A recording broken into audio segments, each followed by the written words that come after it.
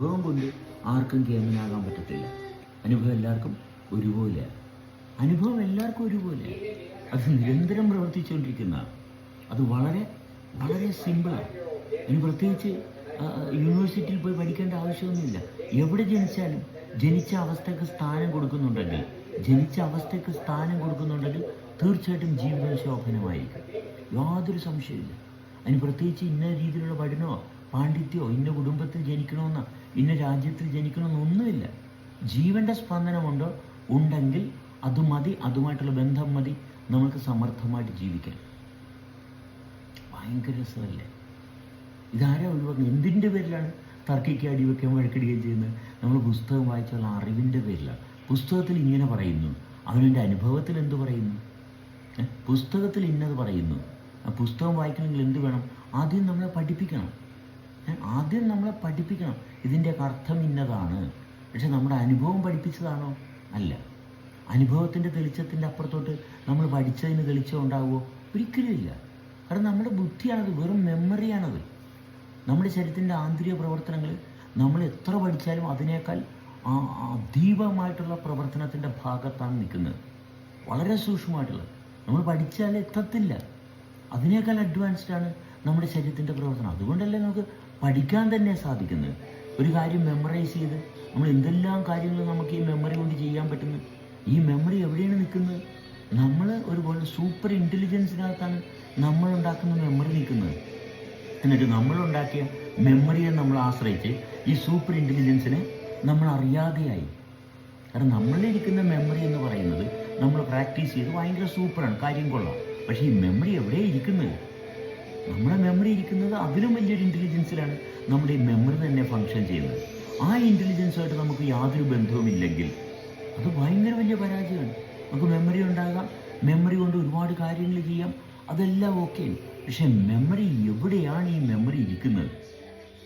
ആ മെമ്മറി എവിടെയാണ് ആ മെമ്മറി സ്റ്റോറായിരിക്കുന്നത്?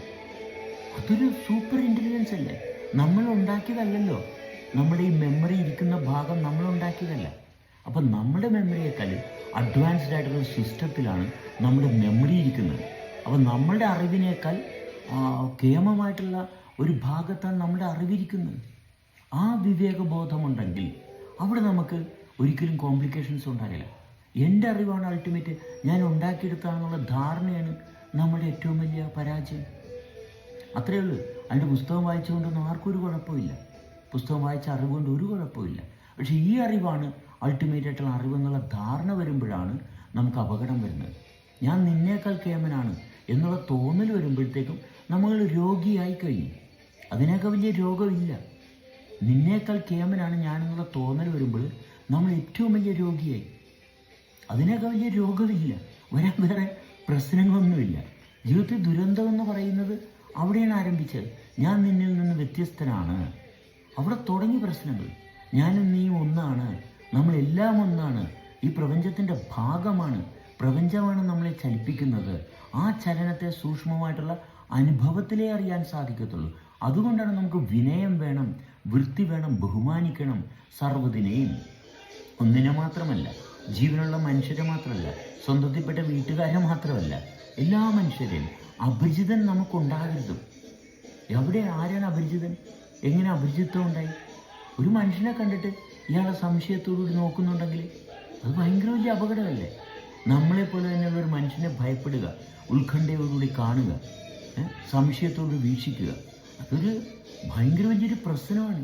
അത് മാറുമ്പോഴേ അറിയത്തുള്ളൂ അത് എത്രത്തോളം നമ്മൾക്ക് മാനസികമായിട്ടുള്ള സംഘർഷാവസ്ഥ ഉണ്ടാക്കിക്കൊണ്ടിരുന്നതെന്ന്.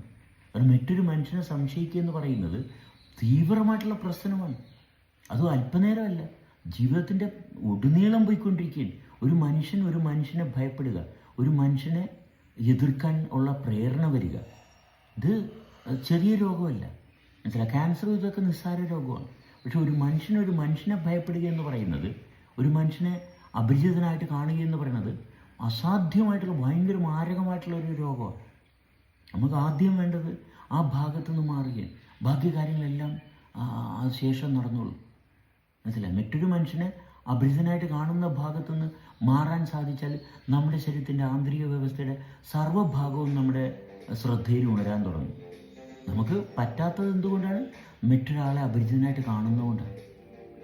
സംശയ ദൃഷ്ടിയോടുകൂടി മറ്റൊരാളെ നോക്കുമ്പോൾ നമ്മുടെ ശരീരത്തിൻ്റെ ആന്തരിക പ്രവർത്തനങ്ങൾ കംപ്ലീറ്റ് കോംപ്ലിക്കേറ്റഡായി. പക്ഷെ മറ്റൊരു വ്യക്തിയുമായിട്ട് സഹകരിക്കാൻ സാധിക്കുമ്പോൾ നിസ്സാര നിമിഷം കൊണ്ട്, സമയം കൊണ്ട് നമ്മുടെ ആന്തരിക വ്യവസ്ഥകളെല്ലാം ഉത്കൃഷ്ടമായിട്ട് പ്രവർത്തിക്കുന്ന ഭാഗത്തോട്ട് വരും. ഈ വാക്കുകളൊക്കെ അവിടെ നിന്ന് ഇവിടുന്നൊക്കെ കോപ്പി അടിച്ചാണ് കേട്ടോ.